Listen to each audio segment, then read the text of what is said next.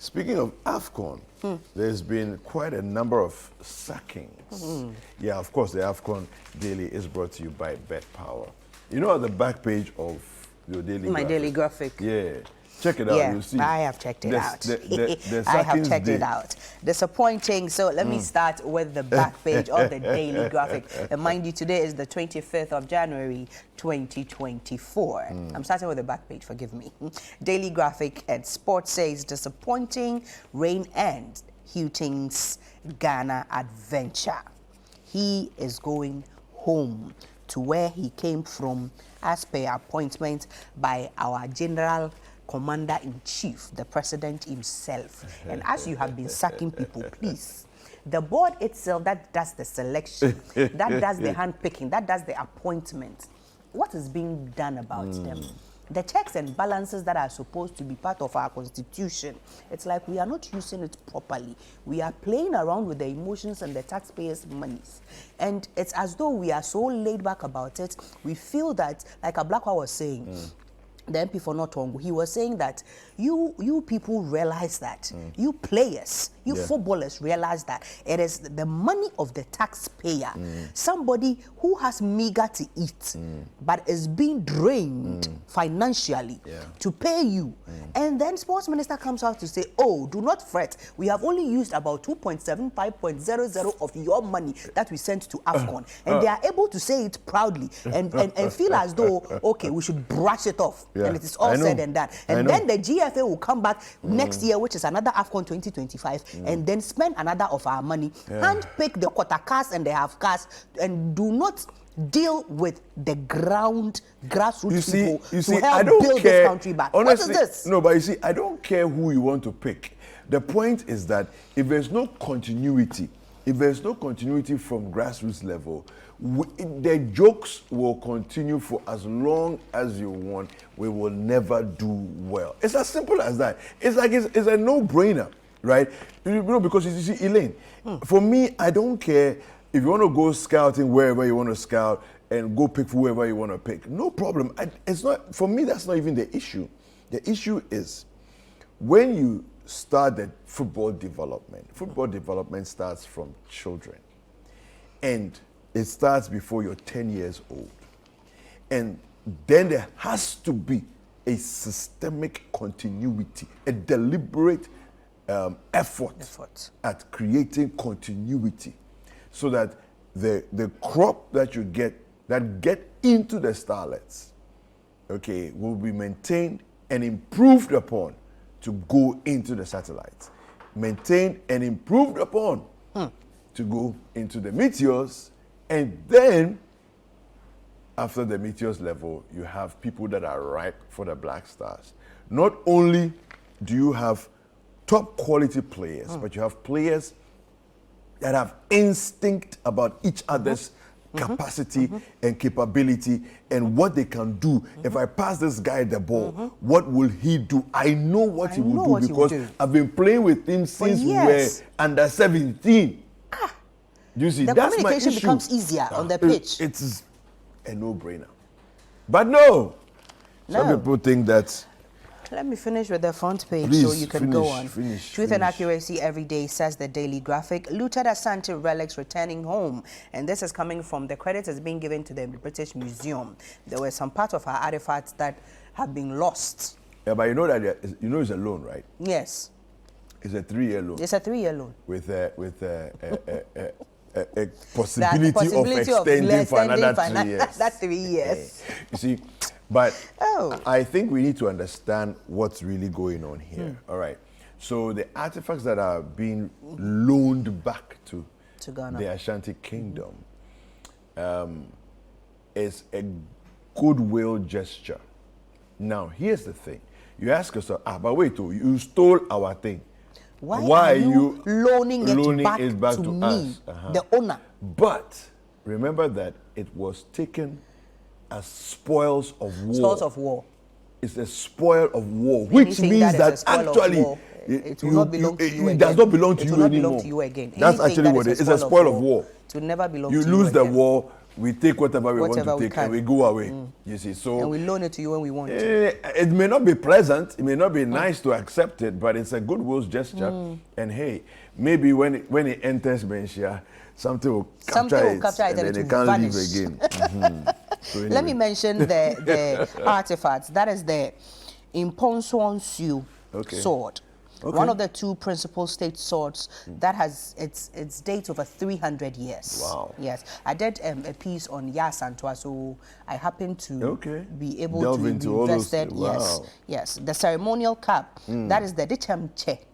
Or your Dichem Esa Che. Dichem. Wow. Yes. And then a gold necklace. Yeah. And then the Sankuo. Your friend was Senkuo. Okay. Senkuo, like the flute. Okay. It's a golden flute, and that dates back to the 1800s. That is how old it is. And we lost it as a spoil of war. And now it is coming back to us. And I hope maybe another 3 years we will still hold on to it to have some 6 years. Now, Coplot, 6 to die, 3 acquitted. ACP Dr. Benjamin Agozo. He has been acquitted. And then also Colonel Samuel Kojo Gameli has also been acquitted. And yesterday he sang so much praises after he's been 5 years. Yeah. 5 years, that is in 2019. Yeah. Back and forth of this case, attempted coup plot with IE as being. And then the case was even changed. It was they changed. Yes. The accusation against them was changed from treason to high treason. And all of that. And that is how come they are facing the death sentence. Yeah. And then many women opting for C-sections, and it is becoming worrying. That is what the Ghana Health Service is saying. In 2022, over 2,000 people, women, opted for C-section. And then $900 million World Bank support. Government receives first tranche, $300 million. That is on page 36. Fantastic. Now we have the Ghanaian Times. I'll just do two stories here. Attempted coup plot, 6 to hang for treason. ACP Agojo and 2 others free. Now, the headline is interesting because it presupposes that there will be the execution of the sentence. Right? But we need to also put it in perspective that Rawlings was the last president to actually enforce the death sentence. This one has to be life imprisonment, and so, I remember it was changed. Francis Xavier also went to court. But you see, I think there's some very interesting conversations around that, because even though they passed it in Parliament,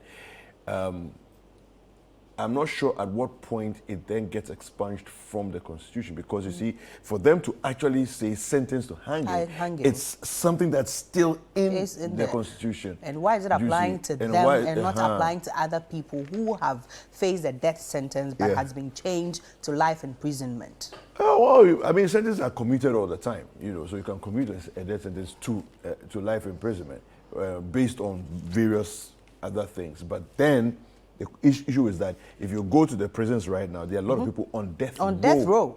Which means that they've all been sentenced to death. But the execution of the sentence has not yet been applied. And Kufuor didn't do it. He didn't do it. Mills didn't do it. Mahama hasn't done it. Nanado hasn't done it yet. So he's still seated. And so we'll see. So maybe he's going to change the status quo. No, but you see, if he does it, then it means that he has to apply it to all the others. To all the other ones. On death row. Anyway, Hilton sacked after Ghana AFCON group stage exit. So those and other headlines on the front page of the Ghanaian Times. And I have the Chronicles. Yes, your favorite newspaper, the True Independent. Coup trial, ACP Agojo discharged. 6 others sentenced to death. Chieftaincy Minister reignites debate. Atamil's death must be probed. That is Mr. Asamoah Boateng, Minister of Chieftaincy and Religious Affairs. We still love Adwoa Safo, Dome Kwabenya NPP delegate. Mahama promotes 24-hour economy in Kumasi. Now, our sermon. 1 Samuel 18, verse 9. And from that time on, Saul kept a close eye on David. I am reading again. 1 Samuel 18, Verse 9. And from that time on, Saul kept a close eye on David. On my brother David. Yeah, many So, also. oh yeah, many that also. And as per Many everything, also. I am reading over the 24-hour promotion. They saying that the 300 million, Mahama saying that the 300 million tranche, the minority must keep an eye on it. And now the sermon is saying that Paul kept a close eye. Yeah. It's really Keep your eye on it. keep your eye on the ball. Yeah, keep your eye on it. Anyway, some online stories. Let me just Right. go through some headlines real quick. We have NDC justifies rejection of election date change despite supporting it in 2016. And I find that very interesting. It's almost as though when it suits you, Yes, it's a we yes. like it. If When it it doesn't doesn't suit suit you, we don't like it. of Meanwhile, politicians. it's the same thing. It's not even like a different thing. It's just that it's a different era. And so because of a different era, suddenly it doesn't, Doesn't apply to suit them. us anymore. It's bizarre. But anyway, West Legon, 4 firemen sustain injuries while dousing Inferno, 2 in critical condition.